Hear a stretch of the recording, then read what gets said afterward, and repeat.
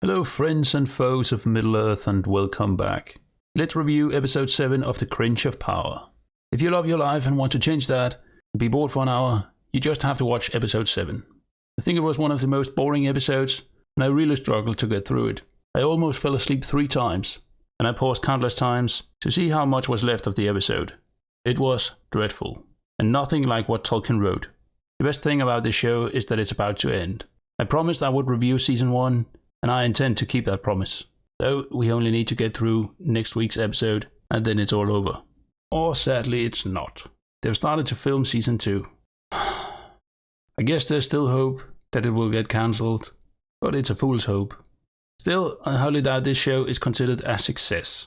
In fact, I doubt many people will even talk about it when it's all over, except how bad it is, and how it should be cancelled. But let's walk through some of the stuff in this episode. First of all, yes, nobody of importance died from the eruption last episode, except Ontamo, as I predicted. For most of this episode, characters just walk around in the ashes, there's no tension, no suspense, and to those that have read the books, it's even worse, as we know barely anyone can die. Even the show itself knows it's not interesting, so they posted a bunch of images on Twitter several days ago. There's nothing surprising in the show, and I gotta say the writers are some of the worst I've ever heard about. Predictable, suspense killing, mystery box fans, and masters of the most cringe dialogue in the world. That's quite the achievement. Oh yeah, and the other day an article came out. If you dislike the show, you're basically evil. And let me put it clearly. If defending what Tolkien wrote is being evil, then I would gladly become the new Dark Lord. Even if I'm all alone in that struggle. Horse on fire. Game of Thrones ripoff. Isildur saves Miriel, but is trapped inside a burning house. We all know he won't die, so why even pretend? Sadly, the Harfoots are also back, so don't expect much from this episode. And one of the dumbest things ever happened to them. So they finally got to the Grove, and it's around this area in Middle-earth. And oh no. The eruption of Mount Doom somehow threw rocks all the way from Mordor, across the Ash Mountains, and all the way here. Yes, and of course it only hit the apple trees. How convenient. Look at the distance on the map. That gotta be the most insane plot element so far. Anyway, the Harfoots want Meteor Man to fix the tree, and we get this line from Sadok, another ripoff. Which reminds me, yeah, we saw Ents for like 2 seconds in episode 1, and not since. It feels so weird. They even had an end in the promo with a kid. So I think a lot of people expected to see an end. Perhaps we will in the last episode, but I hope not, to be honest. Elrond then lies as always. He claims he always keeps his promise, so let's just pretend he didn't break his oath about Mithril, but he totally did. And we get some weird origin story for the dwarves by Durin III, and how Aule created them out of fire and rock. Yeah, that's not from the lore, in case anyone thought that. Durin III doesn't want to give the elves the Mithril, they apparently need to stay alive.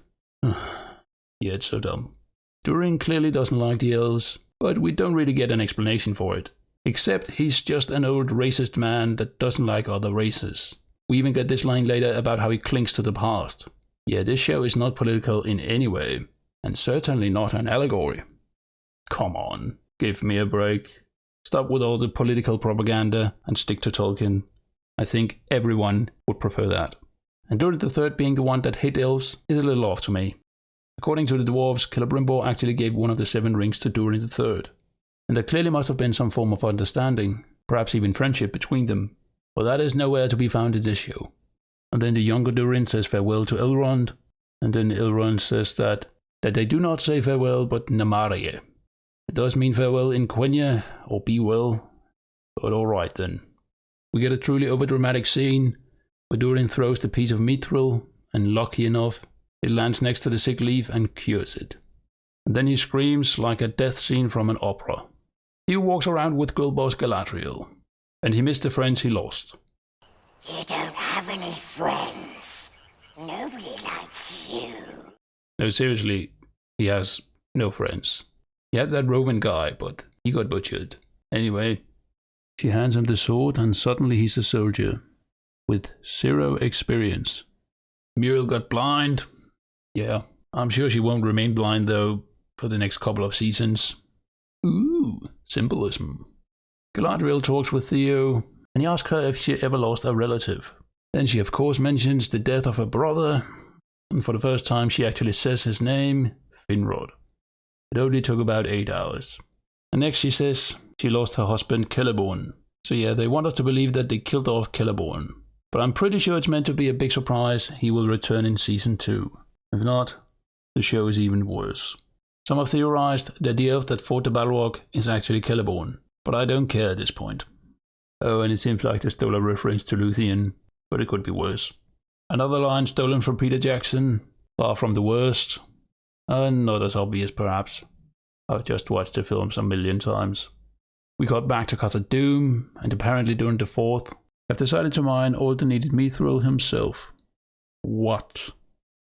How does that plan make any sense? It's almost like he knew there was a whole cavern of mithril behind the rocks. How convenient. The writing in this show is so bad it's hard not to punch a hole in the wall. He goes on and mentions that the names we know for the dwarves are actually not their real names. Yes, that is correct and from the lore. That's one thing in this episode so far.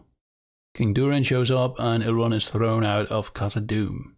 So he'll likely go to Ost-Nerthil next episode, possibly to heal Halbrand. But we will get back to that. Then we have a scene between the two Durins. The number of metaphors just makes the whole scene a lot more confusing. I get that they want to sound like Tolkien, but if you can't, don't do it. Don't even try. The dialogue in this show is worse than the tweets from Jaden Smith. Anyway, this leads to King Durin throwing down a crest or amulet of some sort. It's meant to be a symbol of Durin being the heir, from what I can understand, but it felt a little weird in the scene. And apparently the Harfoots are traveling with freezers. No, not that freezer. Or maybe it's magic that allows them to have frozen fish. The Meteor Man then heals the tree, but it takes some time, so he leaves the Harfoots who all hate him now. And then we have the 3 witches from Macbeth. Yeah, it's been some rough years. Apparently they're meant to be terrifying, but I must say, I found them more laughable and pathetic. I simply cannot take them seriously. They look so much more like someone about to protest than characters from The Lord of the Rings. I guess that's just me and how I cling to the past. I'm evil, remember? And then the Númenoreans unlock cheat codes again, just like the last episode, where they could fast travel and move the sun to get an epic entrance. This time they spawned a camp. When did they build it? How? Why? And most importantly, where did they get all the material from? Because they didn't bring any supply chain with them last episode. Elendil sets free Isildur's horse Berek, and yes, we can all guess it. It's going to save Isildur in the next episode. It's so predictable, and another steal from Peter Jackson. When Aragorn's horse came and helped him to Helm's Deep. Something that doesn't even happen in the books, by the way. So this is even more painfully obvious, stolen from Peter Jackson. The 3 girl bosses meet on a hilltop, or mountain, or wherever we are meant to be now. Notice how Galadriel just came from a scene with pauldrons, then she apparently takes them off in a second, and puts them on again after the conversation. Just why? Anyway, Miriel is a true feminist, and promised to fight the enemy. She calls herself the daughter of Isildur, which technically is both an insult to her father and inaccurate. So her father was born with the Adonaic name Isildur, and normally when someone takes the scepter of Númenor and become king or queen, they take the prefix R, meaning king. However, when Isildur took the scepter, he actually took the Quenya name Palantir and added the prefix Tar, meaning king in Quenya, just like the kings and queens of old. The reason he did this was to repent the actions of his predecessors.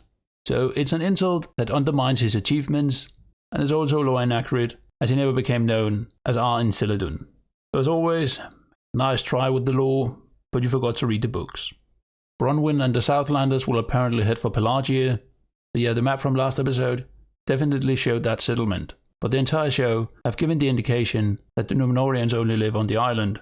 Oh yeah, and Elendil is a big crybaby about the whole thing. Of course he's moved by the death of Isildur, but the time of his reaction just seems a little weird. And now he also seems to hate elves. I guess that makes sense, but not really. And then to the next ripoff. Halbrand is wounded and needs some elven medicine to get cured. But a moment later, he apparently is ready to ride through half of Middle-earth. Was this the best excuse they could come up with for him to go to Eregion or Lindon? It's absurd. Back to the Harfoots. Largo Brandyfoot holds a speech about how the hobbits, always stand up for each other. Noticed the cringe dialogue again, and I couldn't help but shake my head, cause they totally don't. They were about to abandon him just a few episodes ago, and that's what they do. They just abandon people on the way and then mourn them later, unless they died in a silly way, then they laugh.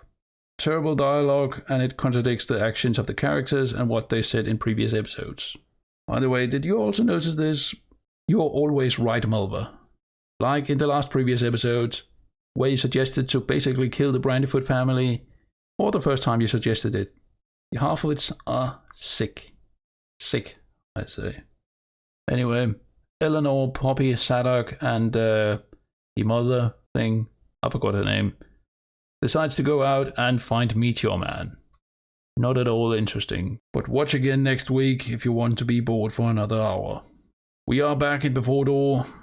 Where is this river meant to be? Is that Anduin? Are they in Númenorean? And why are there mountains everywhere? I mean, come on. You could at least have looked at a map and tried to mimic the landscape in some way. I got no clue where we are, but it must be Anduin, as we know they sailed up the Anduin last episode. Still, it makes no sense, and it really bothers me. Disa tries to encourage Durin, and tells him that he will one day be king of khazad-dum.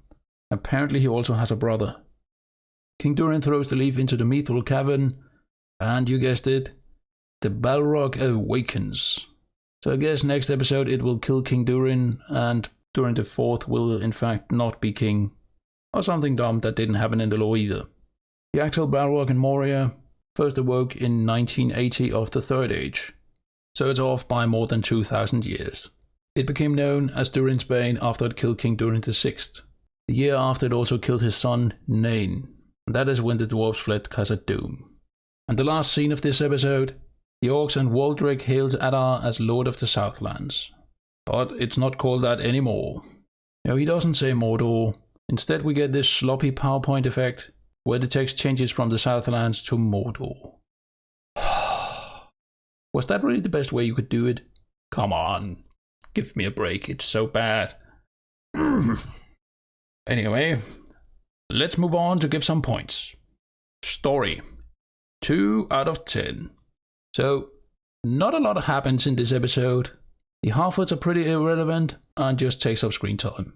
The entire plot in Mordor is predictable, rip-offs from Game of Thrones and The Lord of the Rings, and the rest is either boring or makes no sense at all. The only thing somewhat interesting is in khazad-dum, though it completely butchers the lore and turns the whole thing into something very different from Tolkien's vision. Lore, -1 out of 10. Honestly, this entire episode was basically stuff that contradicted almost any lore written by Tolkien. Nothing of what happens is even close to the events that took place in the Second Age. The only thing accurate was that the dwarves had secret names. That's it, and that's not enough to save the episode. Everything else was only half accurate, or the total opposite of what Tolkien wrote about the Second Age. That one accurate thing was like 4 seconds of truth, followed by 1 hour and 10 minutes of nonsense. Not good enough, not interesting, and not Tolkien in any way.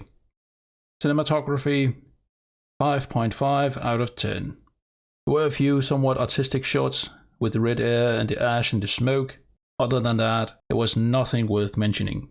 It was a very average experience. Luckily enough, not all those weird angles and slow motion from the last episodes. So that's good at least. Visuals, 3 out of 10. I think the magic stuff done by the witches was decent. I think the whole grove looked very fake, and maybe I was thinking too much about how the rocks from Mount Doom found their way there. It just made the whole set look a lot more staged. I think some of the filming locations also looked very off, like the mountainous area next to Anduin, or wherever it's meant to be. It doesn't match to any location I can think of. The random Numenorean camp also looked a lot more like a film set than an actual camp made by people in a desperate situation. It just really feels like there wasn't put enough thought into the script. Dialogue, 2 out of 10. Do I even have to say it? Yes, more terrible, terrible dialogue, as we all expected. It's not the worst, but it sure felt weird and off at times. I don't think there was any actual good dialogue, so it's hard to give a higher score than 2. Acting, 3 out of 10. I must admit I was very disappointed with both Elendil and Durin III in this episode. I think they are some of the best actors in the show, but the scenes they were in didn't help them much. Lisa is by far one of the best in the show, despite the vile comments from the actress herself before the show even aired. Galadriel and Miriel are still very hard to like, and I didn't really believe Miriel's blindness. It just felt a bit fake. Halbrand, Bronwyn and Rondir didn't even have to be in this episode. It felt pointless. I actually think Theo did a better job in this episode than in most of the others. I'm still not a fan of any of the half-orcs, and the three witches just fell off in any way I can think of. Costumes, 3 out of 10. It's pretty much the same costumes as we've already seen. The 2 dwarf lords looked interesting for a second, but that's about it. The costumes for the witches is not something I like. It doesn't really have that Middle-earth feeling to it. But at least we didn't get to see any of those Númenorean helmets that doesn't fit. Music and sounds, 4 out of 10. I didn't actually notice a lot of the music, nor sounds for this episode. I think the sound of the Balrog was alright, but yeah, a rather average performance overall. And what's my final score then? As mentioned in the beginning, I think this was one of the most boring episodes, and I didn't feel any suspense at any moment. Perhaps it's because I know the lore, or I know they can't kill off most of the characters, and the rest of the characters I actually hoped they would kill, but sadly not. It was overall average, but it was just not interesting in any way, and at the same time it had no respect to Tolkien's lore, so I end on a 2 out of 10. But what do you guys think? Did you fall asleep, punch a hole in the wall, or did you spare yourself the burden and didn't even watch? Let me know in the comments. As always, thank you all so much for watching. Feel free to leave a like and subscribe. Did you know that Bart didn't simply shoot down Smaug with his black arrow? No, he actually got help from a little friend often overlooked. Check out this video next for more. Farewell till next time.